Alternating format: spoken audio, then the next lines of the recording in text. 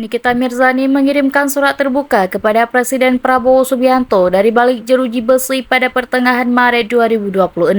Langkah ini diambil setelah Mahkamah Agung menolak permohonan kasasinya, sehingga ia tetap harus menjalani hukuman 6 tahun penjara. Nikita mempertanyakan rasa keadilan atas vonis 6 tahun penjara yang diterimanya terkait kasus dugaan pemerasan dan tindak pidana pencucian uang atau TPPU terhadap Dr. Reza Gladys. Ia merasa menjadi korban ketidakadilan dan menganggap penyidik serta jaksa tidak mengadili keterangan serta bukti akurat yang telah ia sampaikan dalam berita acara pemeriksaan atau BAP.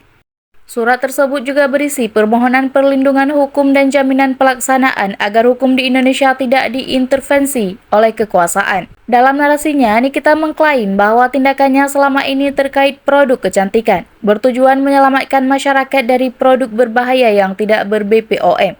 Namun justru ia yang ditahan. Selebritas Nikita Mirzani melayangkan surat terbuka kepada sejumlah pejabat negara setelah permohonan kasasinya dalam perkara pemerasan disertai ancaman serta dugaan tindak pidana pencucian uang terhadap Reza Gladys ditolak oleh Mahkamah Agung Republik Indonesia. Dalam surat terbuka tersebut ditunjukkan kepada Presiden RI, Prabowo Subianto, Ketua Mahkamah Agung, Jaksa Agung hingga pimpinan Komisi Yudisial. Nikita membagikan surat terbuka itu melalui unggahan di akun Instagram pribadinya pada Minggu 15 Maret 2026. Dalam unggahan tersebut, perempuan berusia 39 tahun itu menyampaikan protes terhadap vonis 6 tahun penjara yang kini dijalaninya. Ia juga menyoroti posisinya sebagai orang tua tunggal yang harus membesarkan anak-anaknya. Melalui surat ini, kami mengetuk pintu hati nurani para pemangku kebijakan. Kami melihat sebuah ironi besar yang sedang terjadi di depan mata, matinya nalar hukum dalam kasus yang menimpa Nikita Mirzani. Nikita juga mempertanyakan sejumlah hal yang menurutnya janggal dalam proses hukum yang ia jalani. Bagaimana mungkin proses hukum yang seharusnya sakral berubah menjadi serangkaian kejanggalan yang menyakitkan rasa keadilan masyarakat?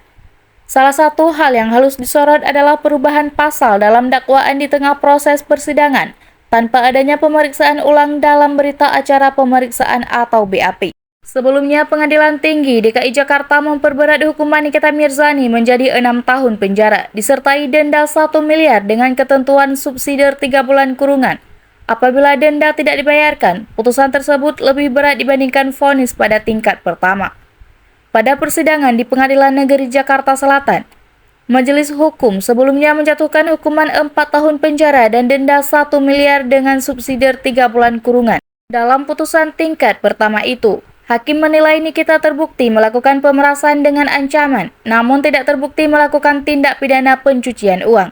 Akan tetapi pada tingkat banding, pengadilan menilai unsur TPPU juga terpengaruhi sehingga hukuman terhadap Nikita Mirzani diperberat menjadi 6 tahun penjara.